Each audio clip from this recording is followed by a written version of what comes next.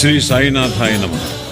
శ్రీ సాయి సచ్చరిత్రము 37వ అధ్యాయము చావడి ఉత్సవము. హేమాడ్పంత్ ఈ అధ్యాయములో కొన్ని వేదాంత విషయములు ప్రస్తావించిన పిమ్మట చావడి ఉత్సవమును గూర్చి వర్ణించుచున్నాడు. తొలి పలుకు: శ్రీ సాయి జీవితము మిగుల పావనమైనది. వారి నిత్యకృత్యములు ధన్యములు. వారి పద్ధతులు చర్యలు వర్ణింపనలవి కానివి. కొన్ని సమయములందు వారు బ్రహ్మానందముతో మైమరచడివారు. మరికొన్ని సమయములందు ఆత్మజ్ఞానముతో తృప్తి పొందిడేవారు. ఒక్కొక్కప్పుడు అన్ని పనులను నెరవేర్చుచు ఎట్టి సంబంధము లేనట్లుండేవారు. ఒక్కొక్కప్పుడు ఏమీయూ చేయనట్లు కనిపించినప్పటికీ వారు సోమరిగా కాని నిద్రితులుగా కాని కనిపించేవారు కారు. వారు ఎల్లప్పుడూ ఆత్మానుసంధానము చేసేవారు.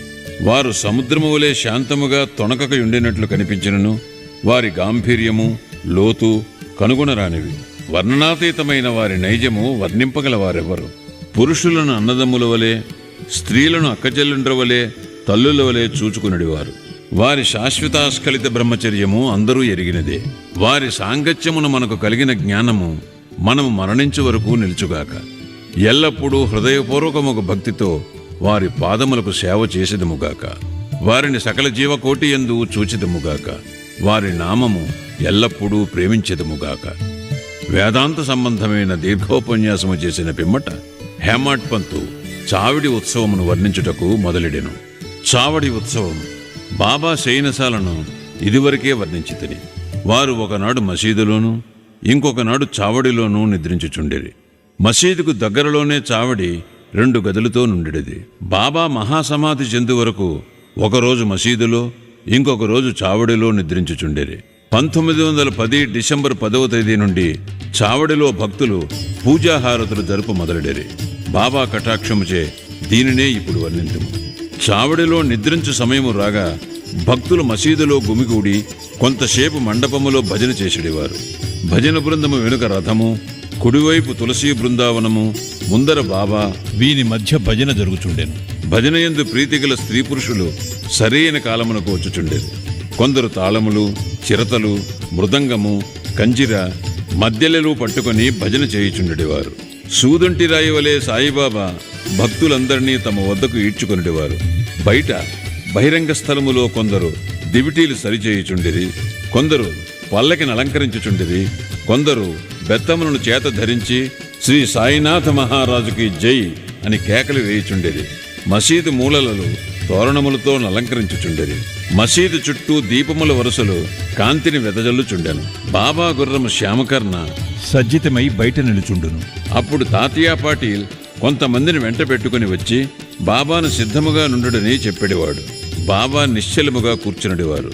తాత్యా పాటీలు వచ్చి బాబా చంకలో చేయి వేసి లేవనెత్తుచుండెను. తాత్యా బాబాను మామా అని పిలిచెడివారు. నిజముగా వారి బాంధవ్యము మిక్కిలి సన్నిహితమైనది.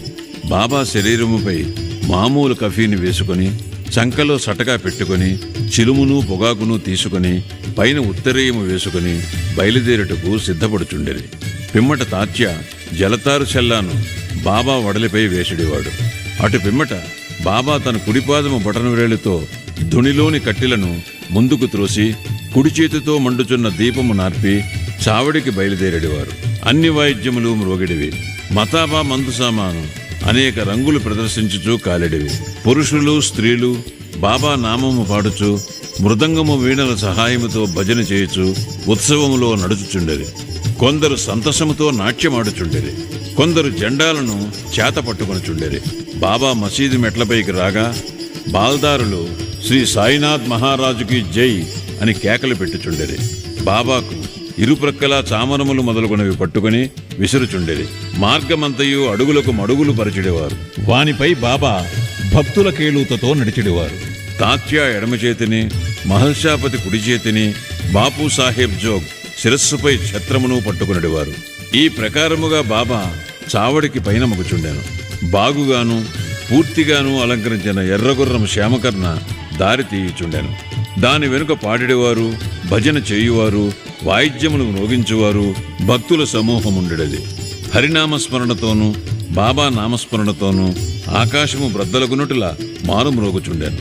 ఈ మాదిరిగా శోభాయాత్ర మసీదు మూల చేరుసరికి ఉత్సవములో పాల్గొన్న వారందరూ ఆనందించుచుండిరి. ఈ మూలకు వచ్చేసరికి బాబా చావడి వైపు ముఖము పెట్టి నిలిచి ఒక విచిత్రమైన ప్రకాశముతో వెలిగిడివారు. వారి ముఖము ఉదయ సంధ్య వలె లేదా బాలభానుని వలె ప్రకాశించుచుండెను.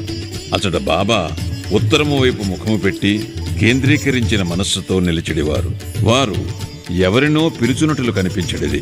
సమస్త వాయిద్యములు మ్రోగుచున్నప్పుడు బాబా తన కుడి చేతిని క్రిందకు మీదకు ఆడించెడివారు.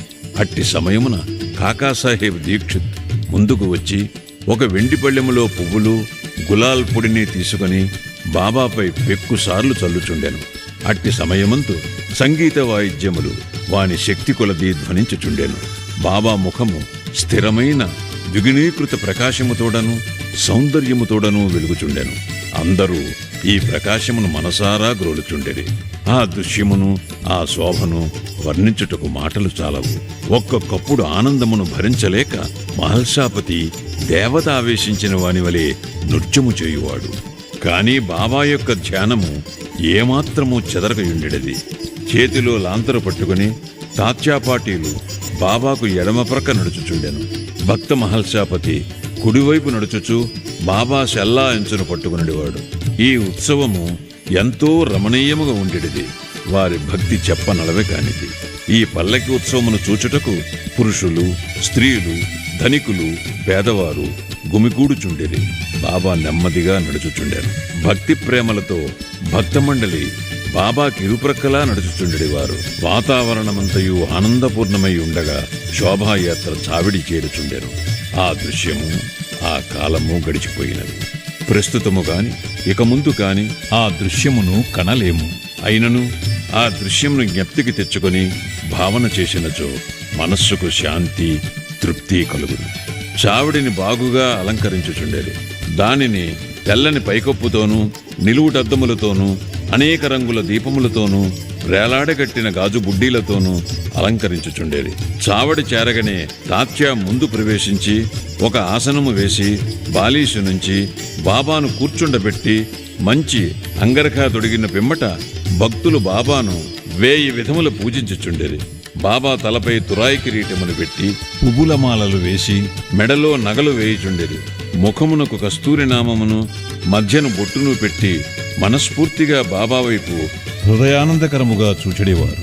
తలపై కిరీటము అప్పుడప్పుడు తీయిచుండెడివారు. లేనిచో బాబా దానిని విసర్వైచునని వారి భయము. బాబా భక్తుల అంతరంగమును గ్రహించి వారి కోరికలకు లొంగి ఉండేవారు.